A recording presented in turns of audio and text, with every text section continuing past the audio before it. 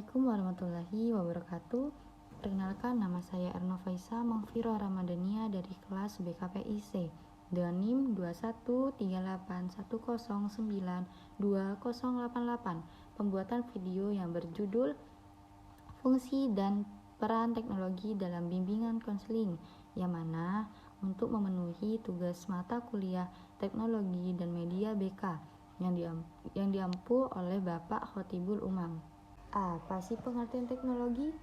Teknologi informasi adalah seperangkat alat yang membantu Anda bekerja dengan informasi dan melakukan tugas-tugas yang berhubungan memprosesan tertentu.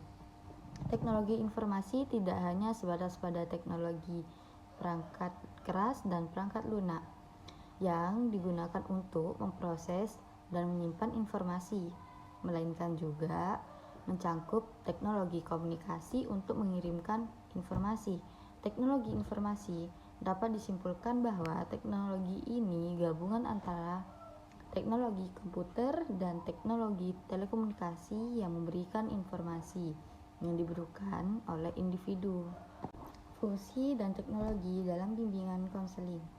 Teknologi informasi dalam bimbingan konseling memiliki beberapa fungsi, terutama komputer dan internet. Yang pertama, mempermudah konselor dalam menyusun, mencari, dan juga mengolah data. Yang kedua, menjaga kerahasiaan suatu data karena dengan teknologi kemungkinan untuk menguncinya dan tidak sembarangan orang dapat mengaksesnya. Yang ketiga, membantu individu maupun kelompok untuk dapat berkomunikasi dengan lebih mudah dan relatif murah dalam pelaksanaan konseling. Yang keempat, memberikan kesempatan kepada individu untuk berkomunikasi lebih baik dengan menggunakan informasi yang mereka terima tanpa perlu bertemu secara fisik. Yang kelima, menjadikan teknologi informasi sebagai alat dalam suatu program kegiatan sehingga kegiatan tersebut lebih teratur dan terstruktur. Ada juga metode konseling melalui teknologi informasi. Yang pertama, konseling melalui telepon, kemudahan mengakses dalam pemberian layanan bimbingan dan konseling yang mengikuti tatanan kehidupan masyarakat global. Diharapkan mampu untuk memenuhi kebutuhan para konseli yang menuntut pemberian layanan bimbingan dan konseling yang cepat, luas, dan diakses oleh konseli. Yang kedua, konseling melalui video phone, lebih dengan sebutan video phone counseling (VPC), merupakan bentuk lain dari konseling telepon, namun dalam penggunaan perangkat teknologi komunikasi tambahan yang memungkinkan konselor dan klien saling mengenal dan bertatap muka melalui layar monitor atau display. Konseling melalui video phone lebih memungkinkan terjalinnya interaksi yang lebih baik antara konselor dan konseli dan dapat lebih mendekati karakteristik konseling tatap muka. Yang ketiga, konseling melalui radio dan televisi. Pada konseling radio, percakapan antara konselor dan konseli. Pelayanan ini umumnya bersifat informatif atau advis. Jarang hubungan konselor dan konseli mencapai taraf yang mendalam dan intensif. Konseling melalui radio dan televisi memungkinkan permasalahan konseli diketahui oleh umum.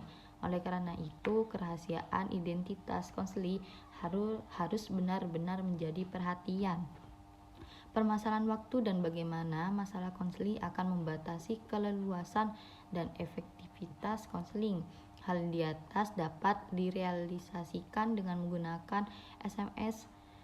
Secara umum dapat diartikan sebagai sebuah sistem yang memberikan kemudahan pada para penggunanya dalam pengelolaan dan melakukan perubahan isi sebuah website dinamis tanpa harus dibekali pengetahuan tentang hal-hal yang bersifat teknis.